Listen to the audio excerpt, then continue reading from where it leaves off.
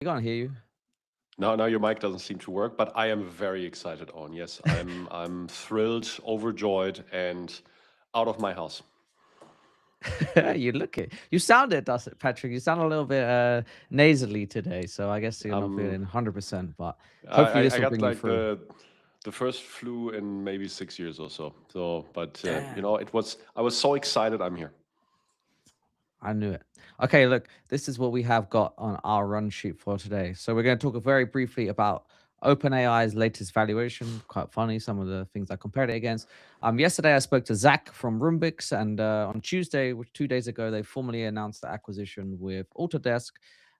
We have some news to share. Fundamental has some news to share. Document Crunch has some news to share. And we will be having Samir from Coral who's joining us in a bit, and then we will also have Salil from Neuron Factory who have just agreed a extension to their initial funding round. We Oh, spoke to and them can you last hear me week, so now? it'd be good to get an update. Yes, we can hear you. Dustin's back in the room. I am. I'm actually really pumped. This is one of the most exciting episodes I think we've done, not just this year, ever. Yeah, and Martin isn't here, so. Oh, you should have led with that. Okay, let's do this. Right. So first off, what's the current valuation of OpenAI? Anyone see the news? 800 trillion, billion, or trillion. Trillion. Wow, Yes. soon. That's 800. See, that's me under the weather. 800 billion. yeah. Eight. Well, what I found was 852, so 850. Let's say. And you know what? This What's is the the extra two for? Yeah, sorry. What's the extra two for? chump change. Well, that's the extra that they need to achieve AGI. Hmm. Uh, well, so Someone they raised throw in an extra bill. that's the profit, the not-for-profit profit. Um, so they raised 122 billion dollars. This was announced this week. So do you know what the valuation? Mo, shout out to Mo. I know he listens to all of these episodes. He put out a great post which gave me some inspiration for this segment here. And OpenAI being valued at $852 billion means that the valuation of the company is equivalent to 18% of Germany's GDP. They are now officially worth more than the entire fortune of Elon Musk. The Apollo program, adjusted to 2026 inflation, we should have updated this to the Artemis, which went today, which, by the way, if you saw the videos, that was freaking awesome.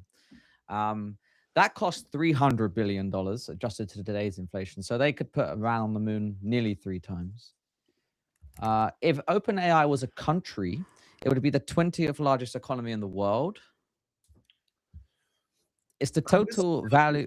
market capitalization with GDP, which are two different metrics. I think Yeah. more interesting analogy is if they're worth 850 billion, that means Anthropic's worth $1 trillion. So now we're at 1.8 trillion. You add up all the tech startups. Nvidia is only worth 4 trillion. And none of these companies can even operate without Nvidia. I don't see how they can have half the market capitalization, because if they're going to live up to their revenue and profitability, Nvidia needs to be worth 10 trillion. Mm. It just seems logical. Like, if they're worth 2 trillion, it's probably they can be worth 20% of what their overlord's worth. I mean, I'm sorry, sir. This is a Wendy's. You should just walk. Just walk by. Don't ask questions. Don't ask questions. One other little trivial fact here is that apparently the total value of 32 NFL teams was $220 billion. So OpenAI could buy the entire league, every stadium, and every player's contract nearly 4 times. I would definitely take all of the NFL. 100%. I would take just one That team. sport's not going away. Yeah, I would. At this point, I would take the Arizona Cardinals. Sorry, Cardinals fans. Funny. Okay, so here's some more financial jargon for you. So they are predicted to burn $111 billion up to 2030. That's the cash burn. Apparently, they're going to spend $665 billion to train and operate their AI models. I don't know who does these calculations and how they get to these figures. I'd be very curious on the spreadsheet of the folk that does this. The last reported revenue from 2025 was $13.1 billion. So assuming that's the case, this latest valuation is a multiple of 65x of that. Sounds cheap. Gross margin 2025, 33%. Apparently their aim is between 52 and 67%. I want to see the calculation for that. Yeah, the but calculations. Yep. That's the first. Well, yeah, this was of an article from the Information, so they always get great information there. They do. It's a great source. Yeah. But look, I mean, on your comparison of or not your, but the comparison you cited of market cap to GDP, and then this, that, and the other. Well, look, I mean, one of them literally measures throughput. The other one is notional value. So notional value meaning if you take the number of shares times the last price paid for those shares, that's how you get to that. That's also how you get to, sorry, what's the value of all real estate in the world? Hundreds of trillions, is that what it is? I don't know. Yeah. Yes.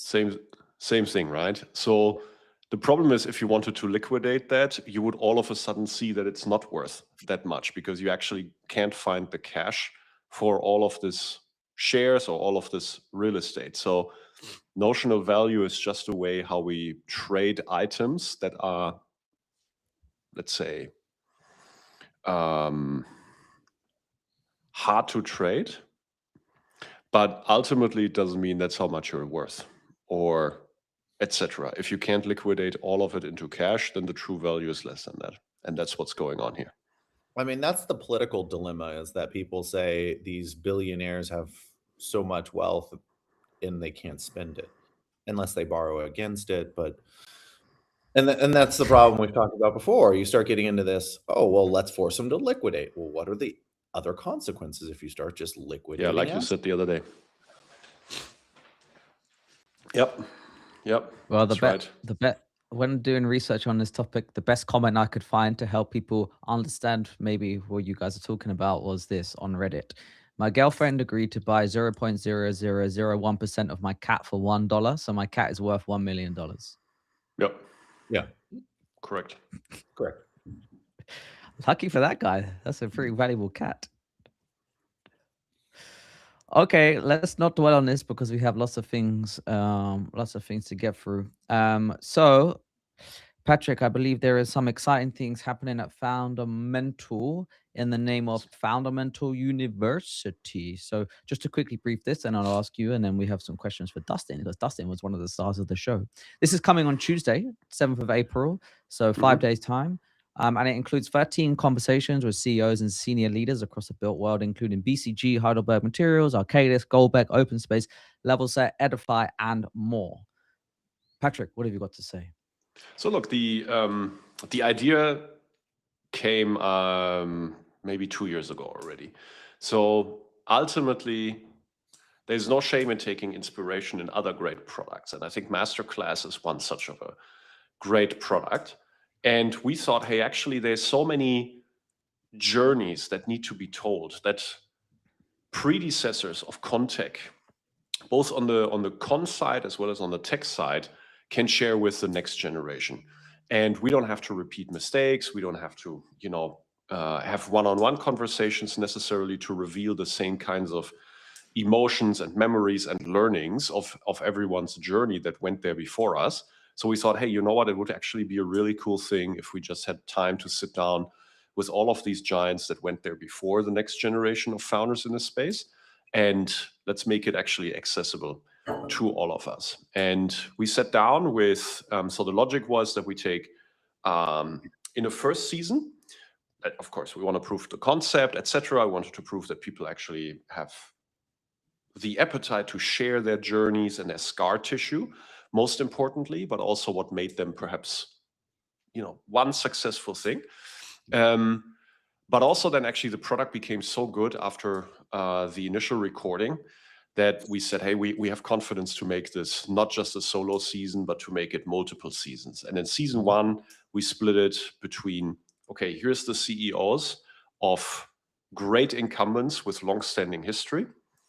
Jan-Hendrik Goldbeck being one of them, Dominik von Achten, the CEO of Heidelberg, also being one of them, and many others that I found super interesting. And then the other side, of course, the OGs of Contact. So we had, or I should say, a subset of the OGs of Contact. There's a few more that we definitely want in season 2. So we were lucky to have Scott Wolf, Level Set, there. He invited us into his home in NOLA, and I think that was a very emotional recording. You could see how Scott was having fun, and the amount of insight that he's sharing is mind-boggling. Jivan recorded with us on a Saturday morning, 8 a.m. In their office with a remote open door that didn't remote open. And so the recording team was getting very anxious because Jivan then, I believe Jivan had to get on a plane. But he knocked it out of the park. There's a lot of insight. And then ultimately, I couldn't, of course, have a season 1 without my man, Dustin, also sitting down with us. Hey, Dustin. So, yeah, so just to say that we are we as Bricks and Bytes, we're going to be working with Fundamental to help get this content out to the wider world. And so with that, we were able to preview some of the content that came onto the platform, which, by the way, is freaking awesome. I don't even think I'm a third of the way through it yet, but my mind is spinning. Yeah, it's actually 11 hours of content, so this is a full weekend of binging. Yeah. And obviously had to watch Dustin's one, being one of the crew that he is here. And I took a few notes from that recording, which we should tease people with. And Dustin, this is the story of building connected. I'll pick out a few bullet points, and if you feel like you want to expand or go into some of these, then we can. So obviously, key headline is that you're building connected. You built and then sold for $275 million. One little bullet here is that you had a free bid invitation tool on the platform, which acted as a Trojan horse, and this helped you to get every subcontractor. Actually, do you want to just talk about it? I won't butcher it. Yeah, I think a lot of people know the story. We started with the free invitation to bid software, but the thesis behind Building Connected was construction's highly collaborative, yet it's highly fragmented.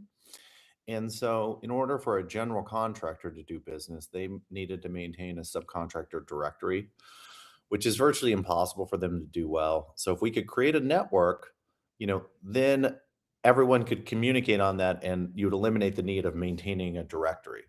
Now, what the thesis was correct. The thing I'm most proud about is when we were building this sort of B2B network, when I went to venture capitalists and I pitched them, most of them were like, I've never seen a business like that.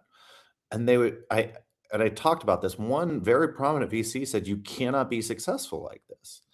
And but when I pressure test him, I'm like, where in my logic are you finding a fault? And when that man could not find a fault in my logic, I said, well, I'd rather be right trying to do something than be the first one, than just quit because someone who's supposed to be an expert just said he's never seen something like this before. I love this so much.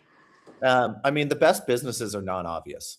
If you're doing something and there's 20 other people trying to do the exact same thing, it's probably pretty obvious. So you really need to have a unique position if you want to build something big. But I shared some things. A lot of people think that these businesses are always just like hockey stick growth and up. It's so hard. You are put to the brink so many times in the course of doing a startup. And even this is my second time around.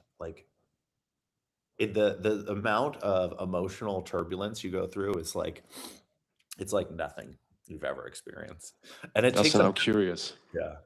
The recording, sitting down with Nina, right? Was it actually cathartic for you to go through all of the memories and speak about it? It was it was almost therapeutic. There's some things that I didn't share that I was like, I haven't shared this in a while. And just but then it also I left feeling very good. And the thing I shared that I'm most proud about for all the BC folks out there, I'm so happy that people still come up and say that was the greatest place we ever worked. And Mm. yeah, we had a great team. It was a great time.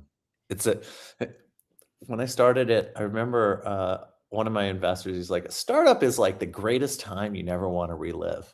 But then you're a startup person, so then you do it to yourself again. And that guy was a two-time successful founder. Wow. I'm gonna steal that. Yeah. Yeah, we have been told by various people that coming on Bricks and Bytes has been like a pseudo therapy session. That's not the first time we've heard that, Yeah. um, which is quite kind of cool actually. Secondly, I don't think you mentioned about the tattoo in the recording, Dustin. And if you did, I didn't catch that part. So this is true. I have a tattoo of Building Connected's logo on my calf. So after we sold, I had told people I'm going to get this logo tattooed. So I was in Bali. I went I was in Bali with this girl. We were drinking. We went to a tattoo parlor. There's an alligator in the tattoo parlor. I pick up the alligator and then I get a tattoo of Building Connected. And if Edify is successful as I think it's going to be, there's going to be a tattoo on my right calf, and I will definitely be taking a picture of my calves and posting it on LinkedIn. You got more limbs, brother. I do. many more opportunities. The problem is when it goes to your head, so you need to get to company number 5. Nice. Just to put a teaser here for people. Dustin, you went into some of the founder grind that you went through, which included sleeping on people's floors, selling cars, doing side gigs to fund things. Yeah. Yeah, managing foreign exchange students. Yeah. I like people meet me now and I think a lot of them, especially in Silicon Valley, it's interesting. They like stereotype you as this like you came from privilege, and that was like not my story at all. Um, because I've learned to speak the language, and like when I'm hanging out with sophisticated individuals, I can handle myself. But like so true for many founders. You start this and you don't have like a cash reserve or anything else. And you figure out ways to make it work. But it's also like those are the people like as I'm getting more into investing, those are the people I want to bet on. Like if it's all easy, what's going to happen when you first like if your life's always been easy, what's going to happen the first few times you're really punched in the face? Because some people just start crying. Mhm. And the metaphorically, like what happens when you're really punched in the face with business? Do you just freak out and shut down? Or do you find a way to double down and get through it? And some people do and some people don't. It's a flight or fright mentality a lot of times. And I know I'm sounding a little extreme, but startups are really extreme. And it's not that Mhm. not just that, right? So not only do you have to make that decision for yourself, you actually also have to exude that confidence to the rest of your team who might be going through the exact same, um, emotional roller coaster. Less information, but ultimately, at some point, you're going to hit adversities that the team will notice. They are not like hidden, subtle, etc. They're really like, okay, you know what? Actually, we've been trying for a year pushing this product into the market. It doesn't work. Like the team notices. So now actually in going against that adversity, you also have to instill that same confidence every single day into the rest of your team. And that makes the burden so much bigger. Yeah. And the funny thing is we don't ever talk about that. Like TechCrunch doesn't celebrate these things, and they don't celebrate like everyone loves Notion. Does everyone know Notion's story? It wasn't a hockey stick growth for a very long time. Everyone loves Slack. Slack started out as like a gaming company, and the founders finally pivoted into it where they got to ride the wave. There are companies that just grow exponentially and never have to go through the fire, and good for them. But it's hard to bet on that happening. Hmm. Well, this is all that and plenty more stories like that you can find out on Fundamental University. Excited to see that go, to see Yeah, that and thanks for launch. partnering with us, Owen. Of course, anytime, my friend. Okay, so we have Mark from Trimble, and we also have Josh from Document Crunch joining us right now. just quickly before they go, I don't know if we'll get a chance in this episode to cover Roombooks, but so what I will say is that we released an episode on the Roombooks acquisition earlier today. I sat down with Zach yesterday. And so people should go and check that out to find out why. And also, by the way, talking of long stories, his was 12 years in the making. So yeah, and Zach went through some shit. I mean, I really, really like Zach. I've known him a very, very long time, but he will tell you the same. yeah. I mean, that guy, good for him. Cool. Let's do this. Let's get Mark in. Josh isn't here yet, but we'll get going. Hey, Mark.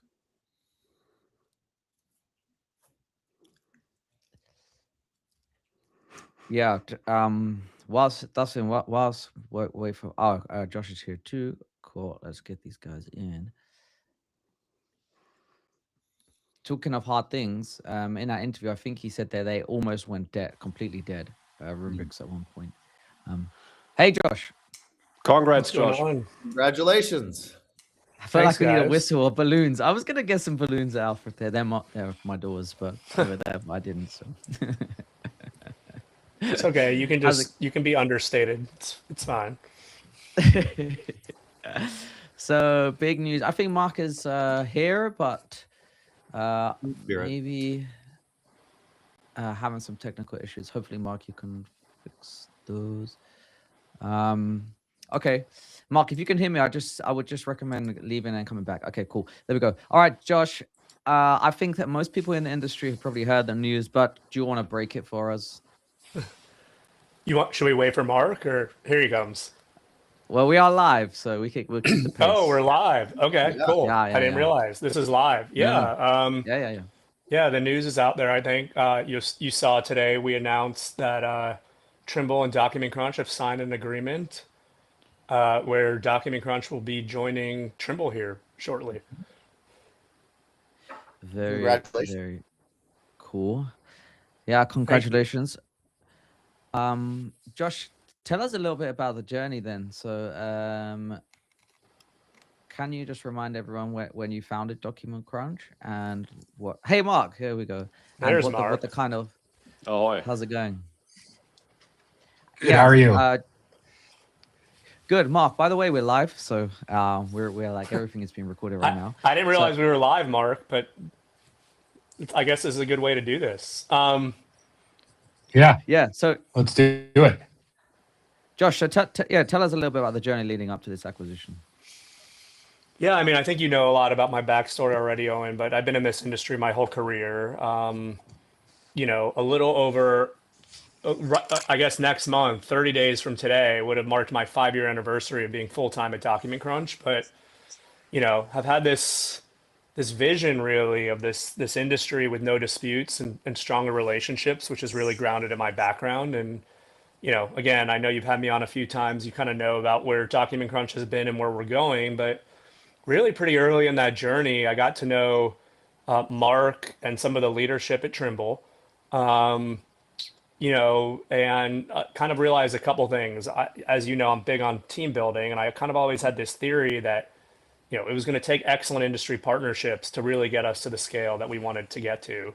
So anyway, met Mark and the leadership team probably pretty early on, way before we were ready for anything like that, but just started forming great relationships there. Ultimately, that led to our Series A. Trimble Ventures actually made an investment in Document Crunch, and you know, kind of the genesis of that was we kind of knew it was time to start really talking more about a strategic partnership, and it's been almost a couple years, kind of since we were at that point now, and we did end up partnering. You know, we kind of formed a strategic integration and go to market partnership with the Trimble team. And over the last couple of years, it's been just very organic. They're fantastic. The cultural alignment was beyond anything I could have reasonably like understood when we started this thing. But then, of course, there's a ton of great business reasons. I mean, the reach and the position that the platform that Mark has helped lead and build, it's unparalleled. And in fact, I'll share, Owen, backstory, because I met you for the first time in London this summer. Yeah, I was just thinking about that earlier, actually. Well, in London, at that conference, I was very taken by how much energy the Trimble brand had overseas. And some of the folks from Trimble came up to me and said, wow, this thing you're doing over there, people seem to be interested at it here overseas as well. And that was kind of like the moment where I was like, huh, there may be like a bigger opportunity, you know, with this partnership. And anyway, one thing led to the other. I'll let Mark kind of maybe tell his side of this, but I just couldn't be more thrilled because of the cultural alignment, because of the leadership that Mark and team, you know, bring to the table. And I can tell you, like, while it's obviously a big deal, a lot of the crunchers are already like, yeah, this makes total sense. We work with the Trimble team every day. These are great people. It's a very organic thing, and I think this allows me to get way further down the road and bringing Document Crunch to scale and hopefully getting to our vision that I started with once upon a time. So anyway, Nice. yeah. Yeah, very cool. Hey, Mark, nice to meet you. Mark, could you tell us the view from Trimble then, and tell us how much, the metrics. We want to know everything. I'm teasing, by the way. You don't have to.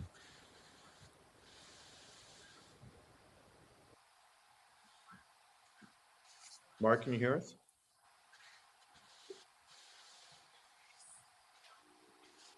Okay, I think maybe we're having some technical issues. I unfortunately didn't get most of that question. You froze up on me. Oh, Mark. So yeah, I was just saying that. Can you give us like Trimble's side of the equation? So Josh told us, just explain to us Document Crunch's side, and it'd be good to hear it from you. And I also asked you to reveal the intricate detail. Absolutely. Of course, we won't go into the intricate detail, but I will tell you, we've been working with Josh for a long time. I've known him for a while, and you know, there's been I would say a personality, a cultural fit, you know, right from the first time we met. And at the end of the day, great teams, great capabilities are built by great people, great cultures. You can't dictate or mandate a culture. Culture is something that happens as part of great teams, great leadership. Josh has certainly done a fabulous job. We're excited to have the Crunchers on board.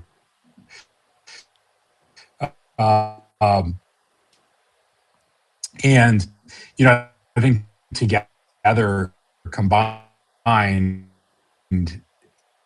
you know, it comes down to the greater Trimble's connect and scale strategy and how we see these pieces coming together to serve an ecosystem, to change the way the world works, to change the way construction works fundamentally. And you look at project management, this is a critical component to serve for the last several years. So my only regret is I wish we could have done it earlier. But you know, we're here now, and I think it's a tremendous springboard for both the Crunchers and their team, and also, you know, the Trimble ecosystem. It's the next step forward with it. Brings on additional capabilities that serve our large and growing customer base, and it also helps bring significant talent on board to push our artificial intelligence initiatives that will help also round out that ecosystem faster. Cool. Dustin or Patrick, do you want to go over any questions, Riva?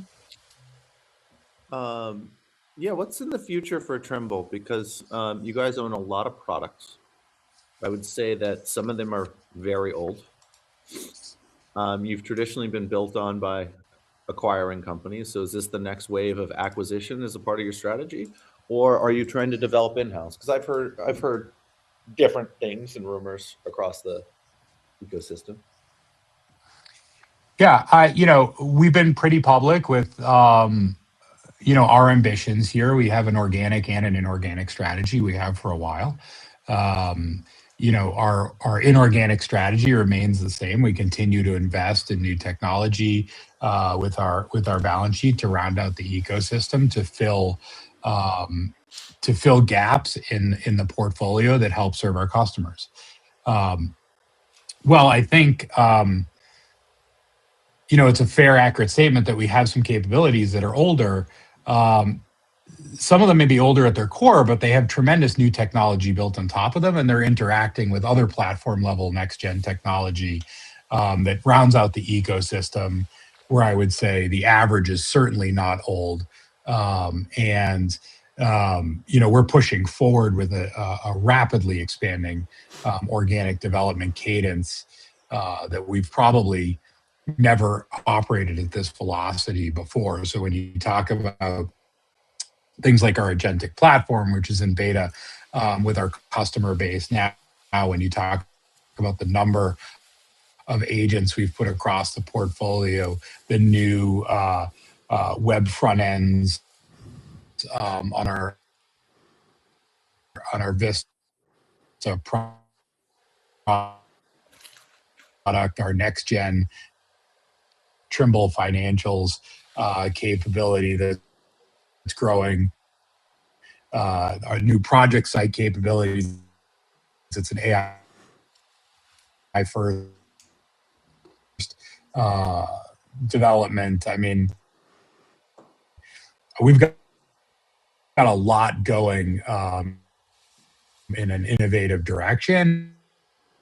And it's what's led to us being not only balanced, but successful in our growth cadence over the last couple of years.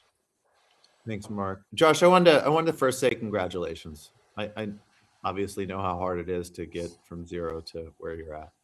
I really hope you take some time. If I could make any advices, do take a little time to celebrate. But it's a tremendous accomplishment. Thank you. Don't take his advice on taking tattoos, by the way, Josh. You don't even know. You don't even know. Look at this. The Crunchers got me a gift certificate to a tattoo parlor. Yes.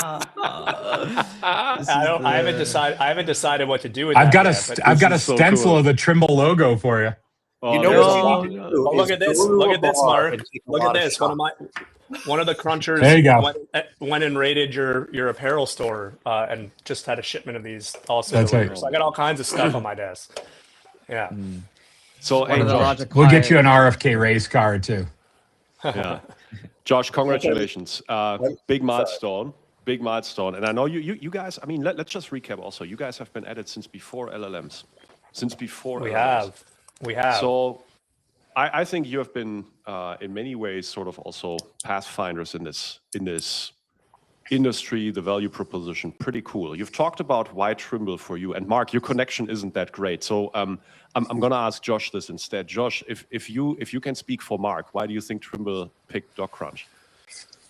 Well, I mean, look, I was sitting here actually right where I am when I had a discussion with Mark that really put me over the top. So like we talked a little bit about the background, and how the relationship came to be. So what I've also observed, and I'll brag on Mark and the Trimble team, they've just quietly gone about operating at a very high level for the past several years. I've kind of gotten to see it from the inside. And these are like the things that you don't see in social media. You don't even see at conferences. You just see, in the words of our head of partnerships, every Trimble person that we get to meet with loves what they're doing. They're passionate. Like you can just start to sense that there's just like a good alignment. And I've just kind of watched them operate. Mark has done a fantastic job with the AECO platform and how that's grown over the past several years. And like Dustin, to answer your question too, yeah, I've also actually seen some of the innovation. I mean, I don't know how much you know about the guy on with us, but he's a startup guy at heart, and he wants to win.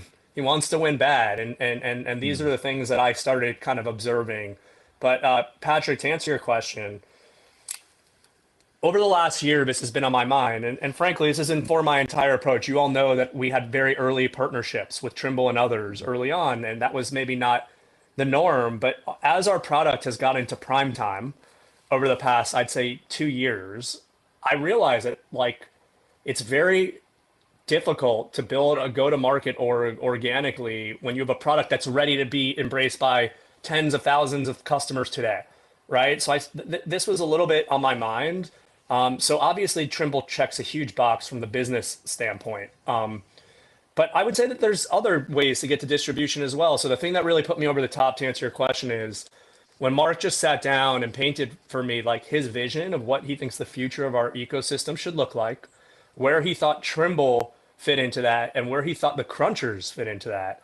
I don't want to put words in his mouth, but I'm sitting here probably, I don't know, 4 or 5 months ago, and Mark said to me, look, like, this is your product is good, your business is good. This is as much about the talent, the culture, the leadership, what your company means to the industry. Like there's a real shared vision and commitment for not just the way that we want to win, or I should say not just winning, but the way that we want to win. And that's actually the thing that I'm most proud of. Like in this journey, I told my parents about this news last night at dinner.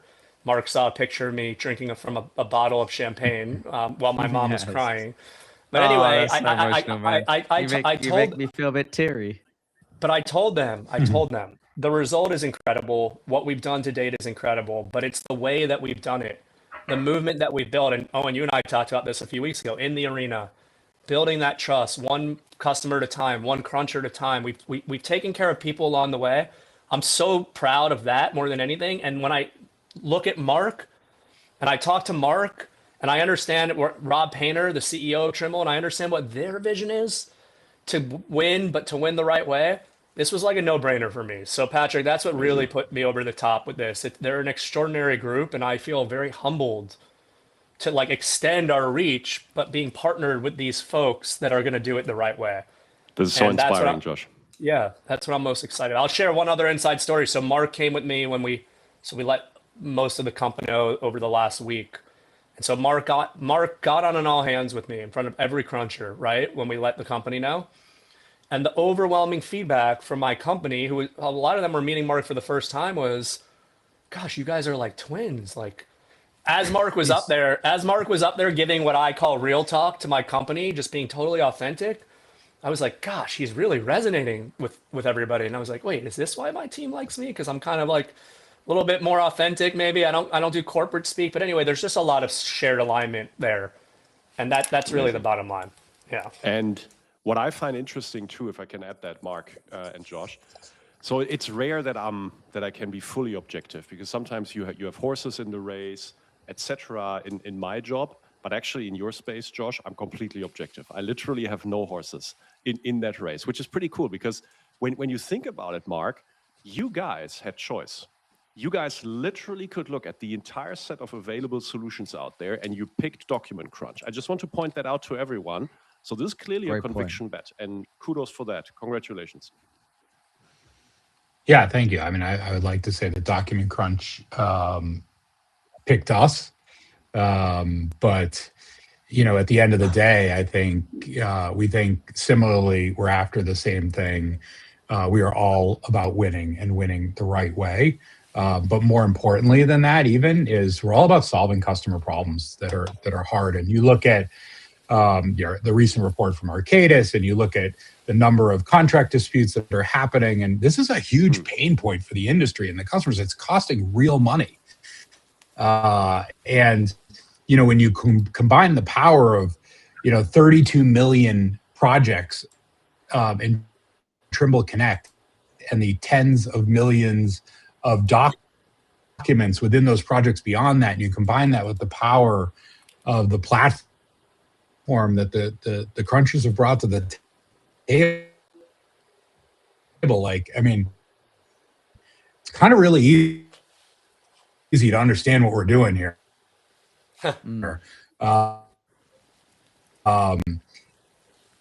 This goes well beyond, I think, the solutions of the past, and opens up a tremendous number of doors to the solutions of the future that will help this industry. Guys, one last point with you all whilst you're here.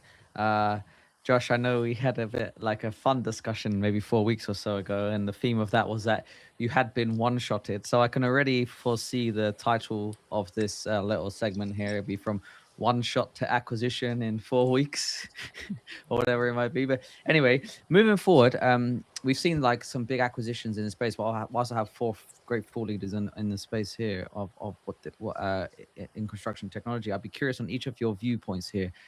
So Trimble acquired Document Crunch, Procore acquired DataGrid, Autodesk ? No acquisition in this space yet. But what does this mean, in your opinions, for people building AI solutions in construction tech? Is it a red ocean now? Is it a red ocean now? That's a loaded question. Maybe I could go first. There's been a lot, Patrick, you're right. We started well before LLMs, and the muscle, the machine learning muscle that we built early on has given us a competitive edge up to today. Right? That pipeline was built, on old technology, but the learnings are still, very much relevant as we transitioned into like more AI native. But anyway, look, Owen, I think there's three moats today that exist today in this modern the three moats and then a fourth maybe, but three real ones. One is product velocity. I believe that Document Crunch has that. We've had that for a while now. Two is distribution. Three is data. I think that if you were looking at a jackpot, we had the first column covered, and I think Trimble gives us the second two columns. And so I don't know if it's a red ocean, because I just candidly don't know that there's anything even close to as powerful as what I think Trimble and Document Crunch are going to be able to do together, given that we already have a very mature product, and now we just get, a very, very large platform to continue to scale that on top of. But then there's a fourth factor, and this just goes back to what you and I have talked about. You can't vibe code trust. You have to build you have to build, a foundation of trust and have a problem worth solving that Mark just talked about. You can't fake that. You can't vibe code that. That's earned over time. And so I don't think there's a red ocean for companies that are going to continue to hit that first point first.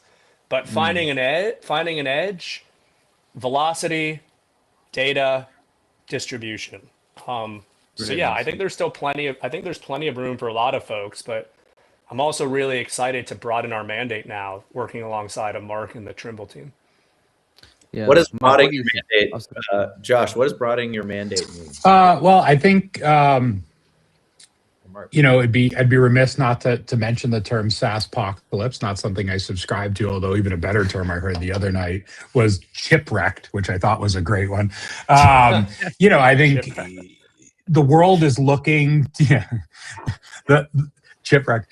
The world is looking to determine the winners and losers in the new generation of technology, and that's certainly playing a role in activity out there in the market. And it's, we look at, companies like Trimble, companies like Document Crunch, all these companies are not the same that are out there. This is not, what we do here is not a Gantt chart. As I wrote the other day, like, a bridge can't be mostly right.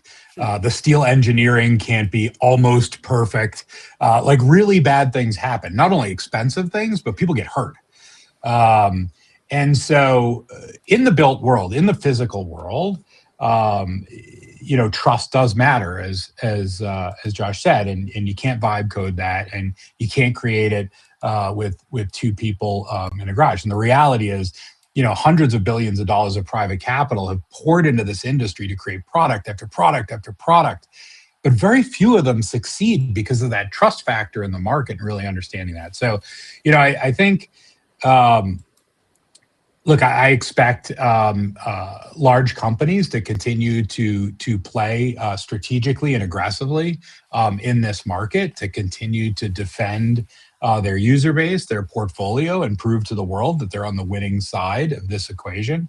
I already obviously believe Trimble is squarely in the winning side of this equation, between systems of record, between the trust level, between our install base, the data, the AI capabilities we put already on top, and the very large amount to come, is like, it's going to take the world a little while to sort it out. So I do expect people to play their game. And I think Autodesk acquired Rumbix earlier in the week, last week. So they have made a move in the space. I would expect many more to come, but I don't know that I'd quite go all the way to a red ocean here. I expect activity for sure. Mm-hmm. Dustin, anything to say on it?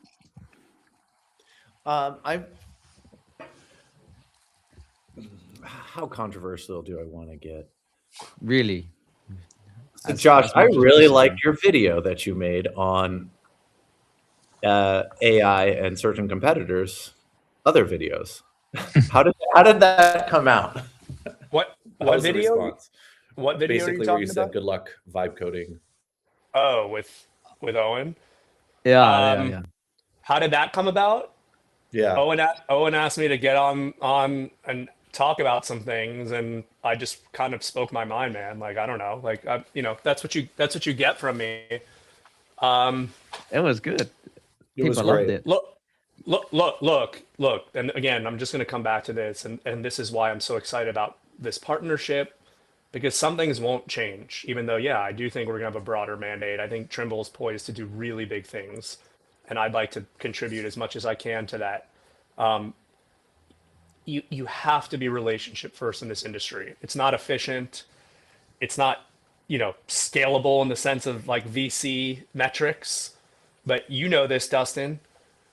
The customers have to want to continue to invest. You're not going to get everything right. There's no one that can just, roll something out for this industry and it just take off out of the gate. It takes work. Like there's a journey to product market fit, and then there's a continued journey to continue to improve and essentially justify your existence with your customer base. And so I just don't see any of that being vibe coded. Those are all the last mile little freaking, you know what I didn't dream about when I started Document Crunch? You know what I never dreamed about? SOC 2 Type 2 or user permissions. Like I wasn't like I'm a construction lawyer. I'm not even a technologist. In my backstory, I wasn't like, oh, I need something enterprise grade and I can facilitate collaboration. Like, these are things that you have to earn, and you have to earn them the hard way. You have to get out there, you have to ship, you have to get feedback, you have to listen, and you have to apply it. Well, I talk to a lot of the startup founders that aren't from the space, and two things is apparent. Well, the people that aren't from the space, they're like, it's so hard to sell to this space. I'm like, yeah, you can't speak the language, so everyone thinks you're full of shit. I've never had problems selling to this space, by the way. Just it's not my problem. But anyway, keep going. Yeah, so there's those buckets, and then they can only solve one acute problem, and they have no long-term vision about where to take the product because they don't understand how everything is interconnected. Everything we do is about assembling a team to construct one project. Then we go assemble a different team for the next one. And they don't know how everything is interconnected. So it's hard for people outside the space.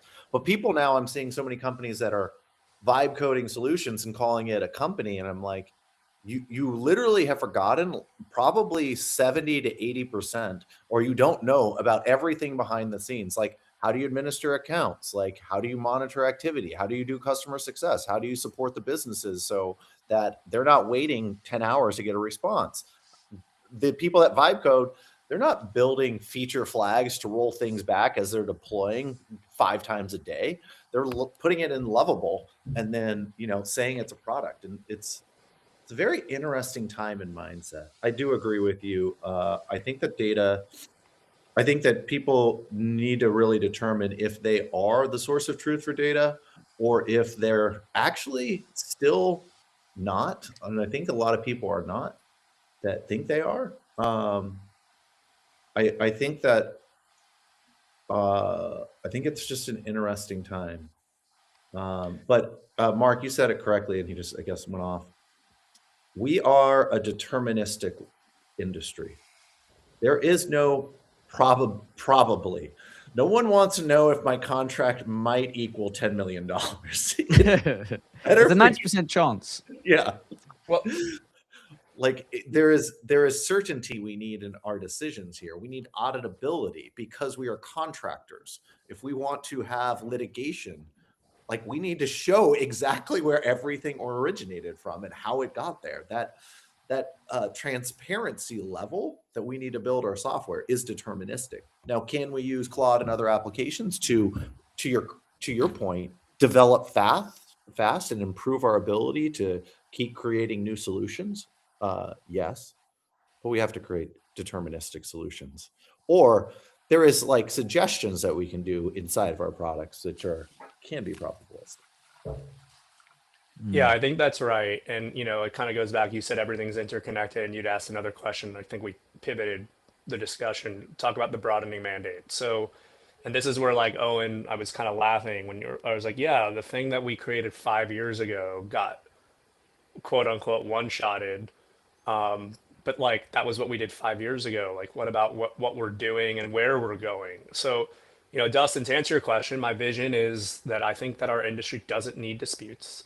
Like safety incidences, we should be moving toward a zero tolerance for disputes, just like workplace incidences.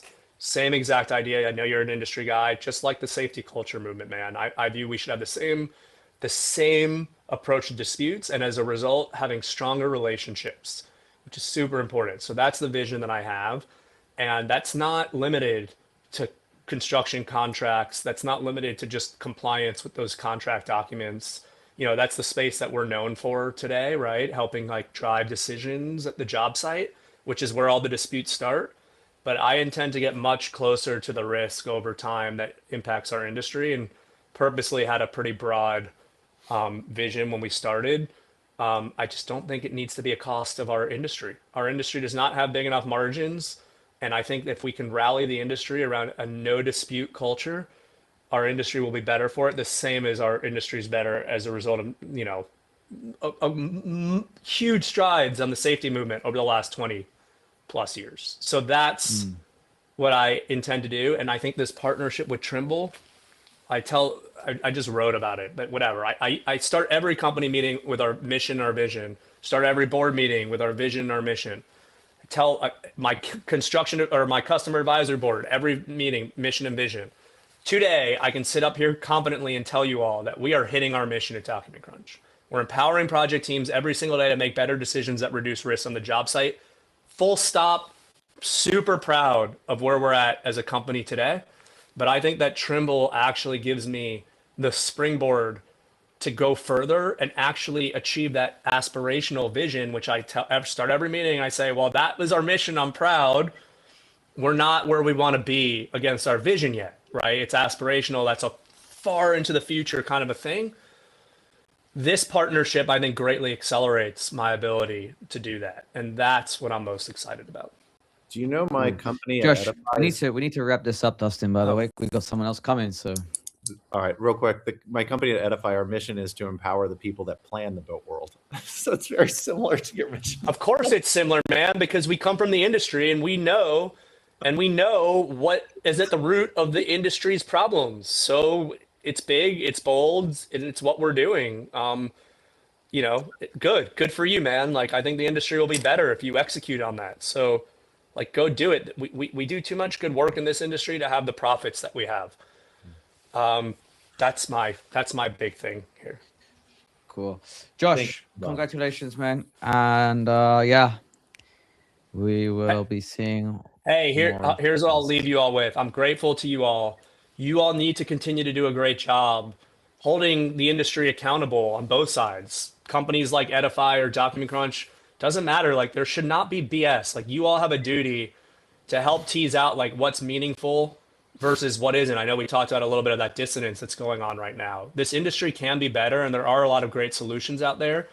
You all are a platform for that. You've given me a great voice over the years. You've asked me some hard questions, but like we need to make this industry better. So I'll just leave you all with that. Like I think that's your responsibility. I'm going to try and do my part here. I'm going to step down now. But Josh, I promise you I will not hold back when I hear bullshit. You've earned that reputation, Dustin. Anyway, thank you all so much for having me on. And, good stuff. Yeah, thank you all. Appreciate you. See you soon. Likewise. Take care. So I guess on Josh's last words, this is where we can now display the ad for the latest Generalist VC State of Construction report. Or the Andreessen one where I told them I just disagree. Yeah. Watch your space on that on the Andreessen. And then Amar at Motif goes, I completely agree. I don't know if you guys saw that. Oh, I didn't know. Yeah. I wonder why he said that. Hey guys, we got Samir coming in right now, so let's get him in here. Hey Samir. Hello. How's it going? Hey Owen. How are you? Hey Samir. How's it going, man? All right, Samir. So you're coming in on the back of a $7.5 million seed round to reduce the cost of heat pumps.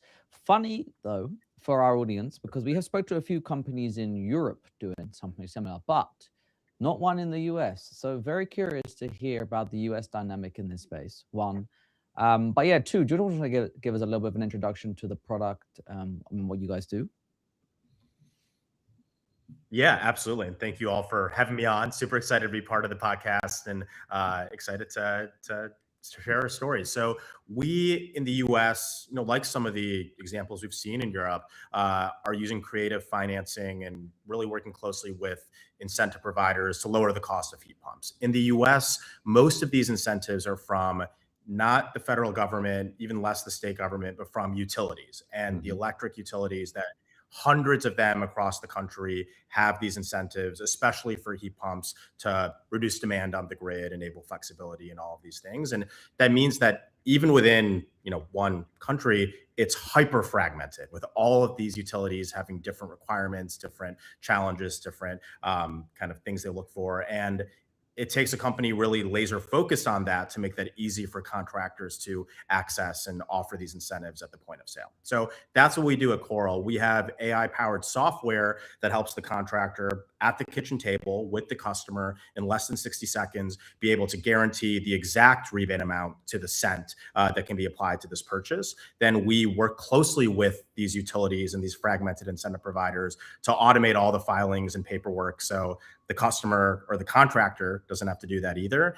And then we combine that with our own financing. So today, even if you get these rebates, which can be really powerful, you have to wait months for a check in the mail for thousands of dollars that you're naturally worried, like, what if this gets lost? What if I don't get the payment? I mean, these are all very natural kind of friction points. So we combine all of that instant guarantee and filing with directly advancing the funds to the point of sale. So what that looks like for the contractors, they're not just promising a theoretical, here are these incentives. It's, we can just directly give you $5,000, $8,000, $10,000 off and just deduct it from the proposal and charge you much less for the heat pumps. And that makes the heat pump really cost competitive and even more affordable upfront than an AC or a furnace in some cases. And it's what's helped our contractors grow and win more sales. So I'll stop there, but hopefully that's a helpful summary.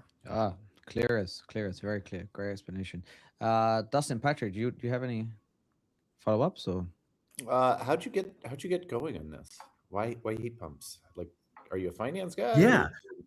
Mechanical? A little of a finance guy. I had some work with working with banks, and I actually worked with one of the largest small business lenders in the country called Axion, and that was working with really the smallest businesses who couldn't get capital anywhere else. I was working with, for the first time for me, plumbers and electricians in the trades, and that really got me excited by serving this customer. But I also loved, we're working with food truck owners and people at farmers markets and the smallest businesses to help them grow. So even outside of kind of climate in the built environment, like supporting small businesses and help them grow was always really exciting. But then for us, this was like in 2022, 2023, we had seen so much momentum around energy efficiency and started reading about, heat pumps and batteries and this connected ecosystem and seeing a lot of what was happening in Europe, and just got curious, why is it so hard to sell heat pumps in the US? And what are the challenges that contractors are facing? And started doing ride-alongs and going to events and talking to contractors. And we just heard rebates and just upfront costs in general were the bottleneck. And that's what connected for us this,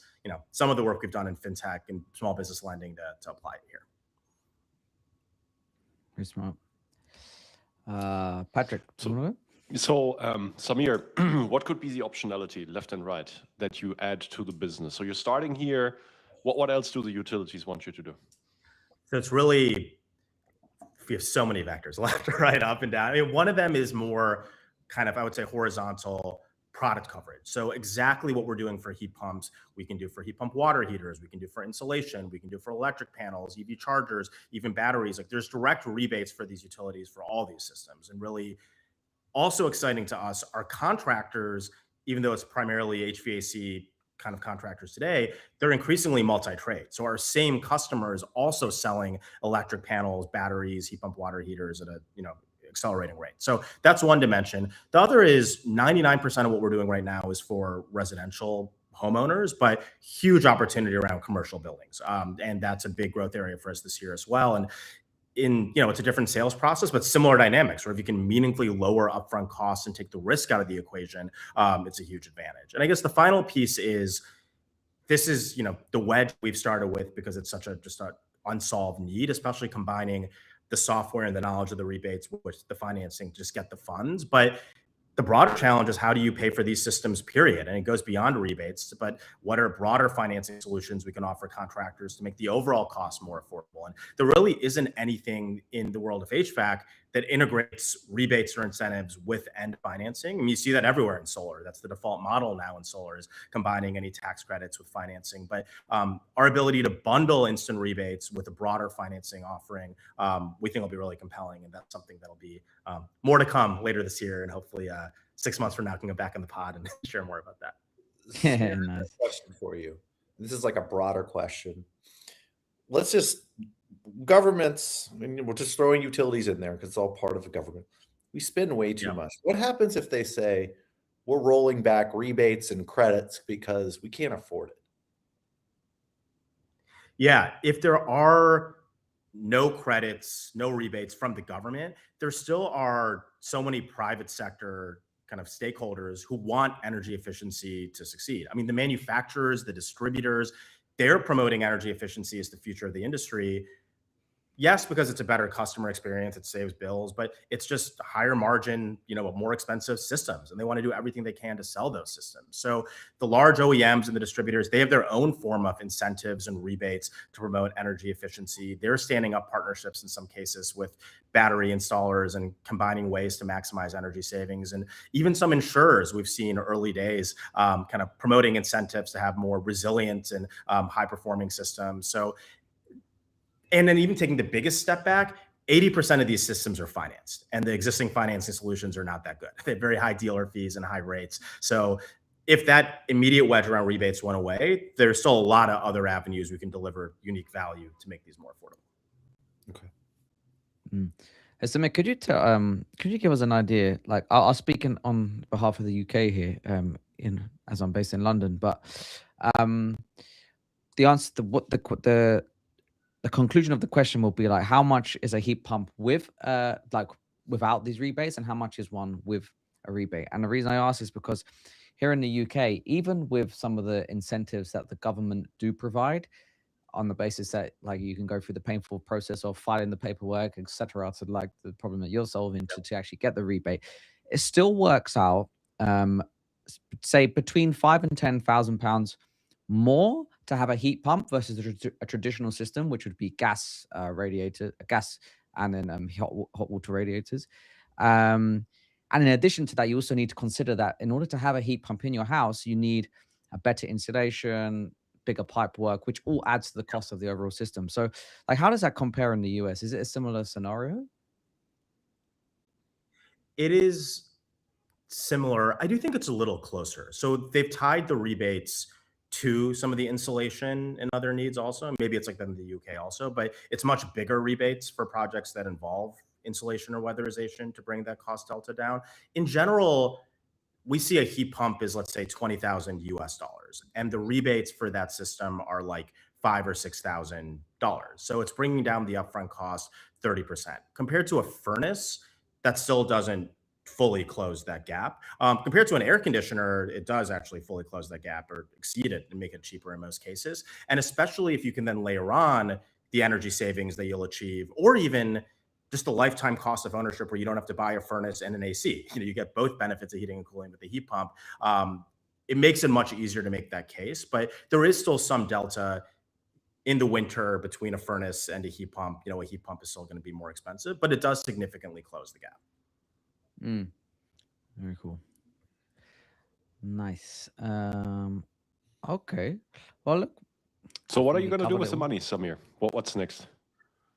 Yeah, we've probably 3 big bets. I mean, the biggest thing is grow the team. We're so excited that we've supported several thousand projects, have the biggest contractors in the country working with Coral, also have some of the leading OEMs and distributors and others working with Coral. And we've done it with 9 people. So a small and mighty team, and a lot more we can do. So we're actively hiring across the engineering team or operations team or go-to-market team to get more contractors on board. And that'll do 3 things. One, we're concentrated on the Northeastern US today, and this will really fuel our national expansion there's 35 states across the US with meaningful rebate programs like this, and we can take this to many more places. So that's one. Two is doing more around commercial, and there's some product enhancements, and it is a different sales process. So building out more of a commercial offering with kind of this engineering and other resources. And three is by the end of the year, we will be not the best way to get rebates for a heat pump. You want to be the best way to finance heat pumps, period. And we will have at least the first version of this broader financing offering ready with the state. So a lot to do, but excited to have great partners and now some great, funds and resources to build out this vision. Your energy is infectious, Samir. Awesome. No, thank you. Pretty cool. You have a great Yes, attitude. Samir. You guys. Love it. Cool, Samir. All right, thank you so much. It's just a fun problem to be. Yeah, thank you. Great, doing this. Thanks again for having me, and excited for the next one. So appreciate Best it. of luck, man. Take care, man. Thanks. See you soon. All right, next up we have What a nice guy. Salil. Really just great energy. We have Salil from Neuron Factory. Let's get him in here. What's up, Salil? Hey, Salil. Hey guys. Hey Patrick. Hey Destin. Good to see you guys. Good to see you. Good to see you too. Okay, Salil. So there was some news announced about your company, Neuron Factory, this week that you had an extension to your funding round. So yeah, do you want to just explain that? Like, why the extension? Last time we spoke, I think, was in November at Suffolk's Boost Day, and you had just about then raised a $6 million C round, like around that period. So yeah, explain the funding. Yeah, happy to do so. So we raised the 6 million seed actually the very beginning, back in would have been April timeframe of last year. So we founded the company 13 months ago, Valentine's Day 2025. So we're still pretty young. I guess I would describe this personally less as an extension and more as a strategic round. And I think that's how we announced it as well. If you notice the cap table, those who came in this time, I would describe them as well into the gold standard of construction investors, right? Like Zakua and Trimble and Imad and Suffolk. I mean, they really are some of the best, and they back companies here as well, like in this group, but globally and in the space. And so for us, it was, while the original investors are really special to us, and many of them did come back in this round, and we're happy to have them. The truth was, getting more exposure inside of the construction technology space and kind of the ones who spend their days here day in and day out, I think is really important as a business. And that's what it came out open up to. It was a reasonable amount of capital. And one of the reasons we didn't announce the numbers because it wasn't about the number, right? We didn't need the money. We didn't need the capital. What we needed was like more time spent in this community. And that's what I think we're getting out of this. Very cool. Okay, so Neuron Factory, I think that you should try and keep the explanation as simple as possible, because a lot of people listen to this won't understand the term knowledge graph. So if you could just explain the product. From what I understand, the platform is based on building a knowledge graph for pre-construction. But yeah, if you could keep this very simple for people so we can understand. Yeah, happy to. Yeah. I think we think of ourselves as, I guess our North Star is to be the world's best project historian, from first phone call all the way to whatever your definition of production handoff is. Focus mostly on pre-con. And that can be for, a traditional GC that might be filling out tenders, all the way through to a design build firm like Suffolk. How do we help you as you go through the process of constant changes, re-estimation, understanding what's happening, et cetera? Some of that is through a knowledge graph, which is digesting information, being able to make it usable by agents, right? There's the simple knowledge base, which a lot of people work on, which is taking documents and making it searchable. That's only step 0, right? Step 1 is actually then to build agents that extract interesting information from that and build structured data, right? We live very much in the world where, as we all know, unstructured data comes in droves, gets thrown over the fence. There's a lot of duplication. So how do you deduplicate that information? I mean, like in some data sets we found, as much as 25% of the data sets that our clients are using are actually just complete duplicates. And whether that's on a file page or file basis, or actually down to a page basis, where in a long file, there's actually several pages that are duplicates. And humans are still spending time trying to read through that, understand, was this the same thing I read last week? Is it not? And they have to read it, because if they get it wrong, that's bad. And so how do you help them do that identification? So that's when we talk about knowledge graph, we talk about a lot of extraction, understanding, recreating of that data, understanding lineage. So, are these drawings newer? Is this document newer? Are these specs newer? How is the relationship between those things? And then how do you build agents that are useful? Like, let's build a bid for an HVAC subcontractor, right? From all that corpus of data. But more importantly, when new documents come in, how do you then say, oh, you've actually already sent a bid to the HVAC subcontractor?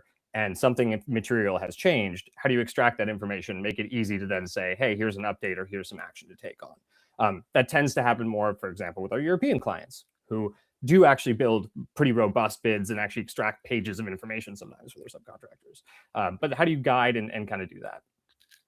So our platform, I guess, from day zero all the way through. Subcontractor market, like who is this tailored for right now? GCs. We focus mostly on GCs, so their understanding of what's going on. Mm-hmm. And like GCs, but I guess on the larger scale of project, or are you also targeting like by larger scale? I mean, let's just say arbitrary, but 500 million plus revenue. Yeah, that's about right. It's more like $1 billion. Most of the clients that we're speaking to are in the $1 billion plus mark. Yeah. So the size of, Cordial is one of our first clients, for example. They're 1.3 billion euro, I think, per year. Obviously working with Suffolk and a few others. Mm-hmm. Okay, nice. Okay, so the knowledge graph effectively takes everything that's happened inside of a project historically, and then puts all this data, whether it be emails, messages, documents, into a format which then allows it to be queried by an agent to then give the person who is querying that data an understanding of what's happened on their project, why, what the impact is, what the context is, etc. Would that be an accurate explanation? Yeah, let me give a concrete example. Like if you're traditionally tendering against something, for example, oftentimes what you'll do in the first few days is you'll say, you'll get a tender in and you'll say, hey, is this actually something we want to apply more overhead resources to? Do we want to spend a month actually figuring out what the estimate is, or should we just walk away? Some teams go so far as writing a document and giving it to a risk committee, right? Some teams don't, but it depends where you are in the world. And we're talking to clients all over the world. And so as an example, we actually took that process from one client from 4 days to about 45 minutes, because the depth of data they get from even a government contract can be thousands of pages. But they want to find core risks. They want to decide, does this fit in their wheelhouse? And some of that is gut check, right? Some of that is you look at it and you go, nah, walk away. And some of that is actually, let's write down the risk document. Let's decide if we want to go after this. And if we do, let's move, right? But then from that moment onwards, more and more information comes in, whether you're creating that internally, whether you're getting it externally, whether it's emails, messages, whatever, right? So how do you keep that entire hierarchy of information? How do you make it easily accessible and explainable to someone else?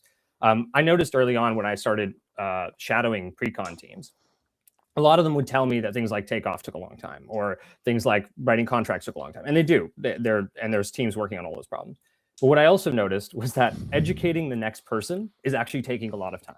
A lot of time spent just telling, oh, if you want to get input from the lawyer, how do you educate them on where the project is, what's going on, what's changed, so that they can actually give you useful feedback. And I would say like a measurable amount of time, probably even 50% of people's time is actually just spent doing that. And so what we aim to do is, by leveraging the knowledge graph, the site, as you log into that project, is constantly being updated with the latest information. It explains what's changed. It has deep dive analysis on that. And we also do extractions that are useful.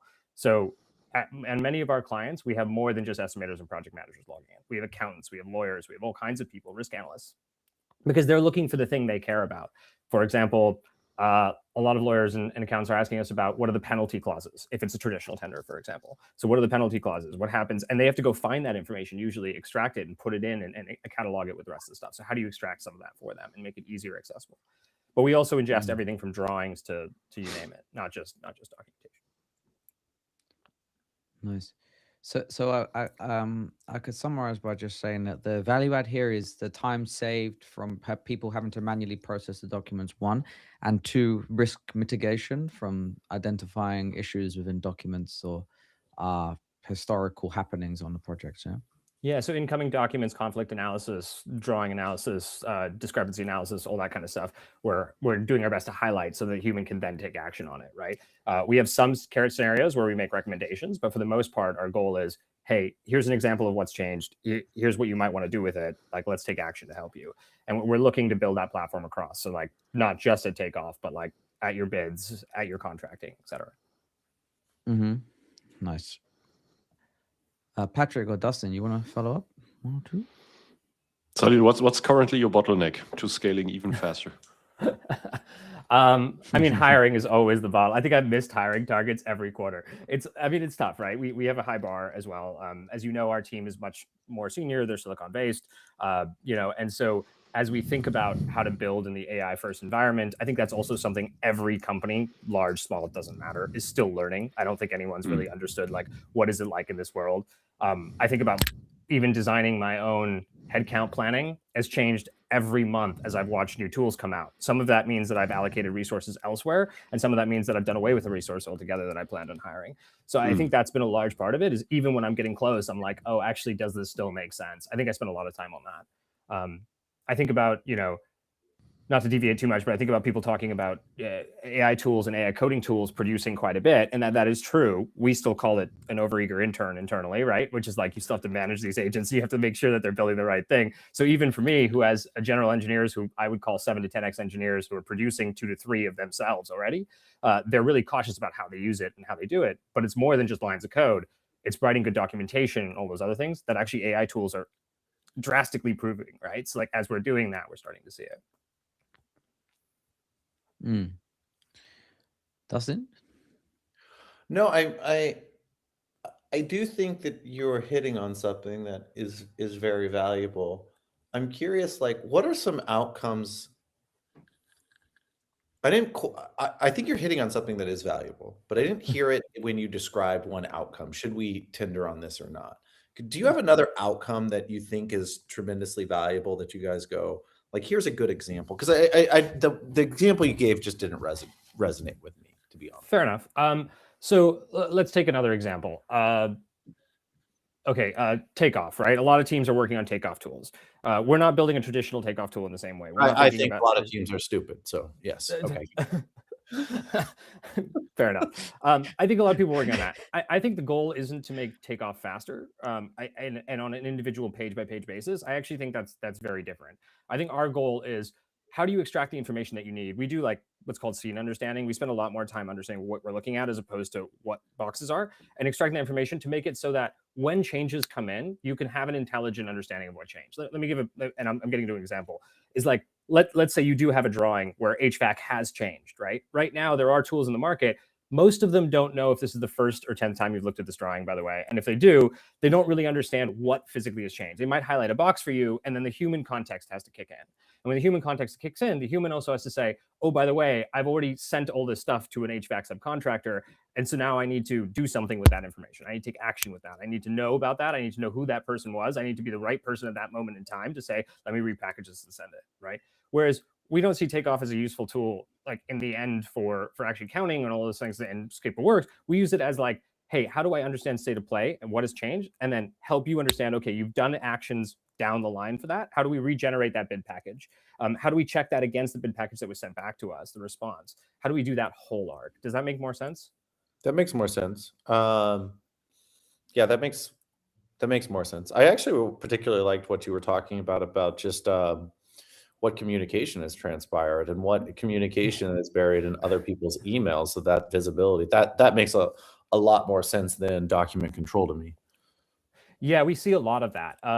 Several of our clients use shared mailboxes for a single project, which is a little more useful because then you can just kind of ingest just that instead of someone's personal email box. But as you get through it, you start finding little things like, oh, this date of this document being due changed, right? But no one bothers to, even if they forwarded it to the email, you got 10,000 emails that day. You missed that one, you're never going to read it, right? So like in our actual portal, we make sure that when key dates change, there's a whole timeline that gets constantly updated, and sourcing down to exactly where the information came from is really important. I think that's part of building a knowledge graph. Is like, I gave the example, I showed a demo the other day where like we extracted the architect's contact information, but we extracted it from 22 different sources and something like 75 pages. You can't do that with a traditional search system. A traditional search system will get you 4 or 5 examples out of the data set. Because we're constantly remining the data set and building the graph and doing the entire lineage and hierarchy of the data set, we can confirm it. So if something does change, even as simple as the architect's contact information, because people quit jobs, that actually happens. So because you get turnover in your suppliers, like you have to be able to show the difference, show the entire audit history, what changed, and notify people so they take action. So, last question then. How do you think about growing in the age of AI and in particular in the construction industry?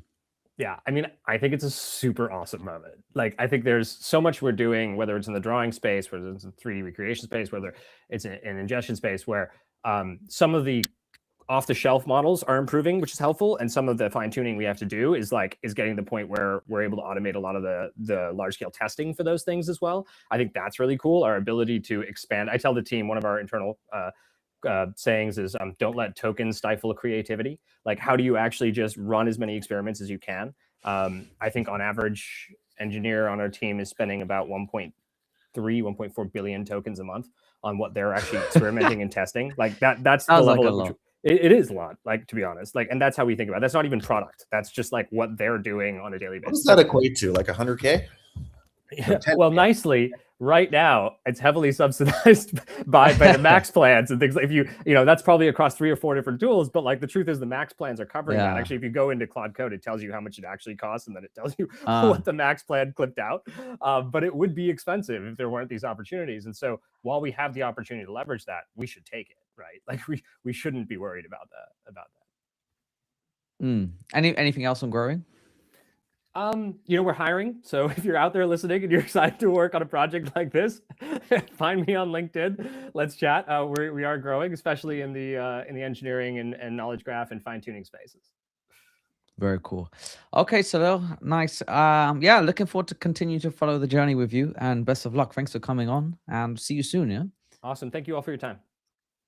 Thank you. Okay. Wow.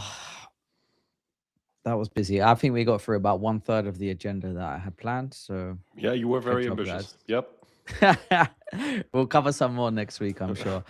And yeah, I won't do the Bricks and Bytes announcement right now because I think that we will have a bit more of a platform for it next week. So let's do that. Okay. Very good. And Martin will be back. He deserves to be here for that. Exactly. Okay, guys. Exciting week. Fellas. See y'all soon. Happy April 2nd.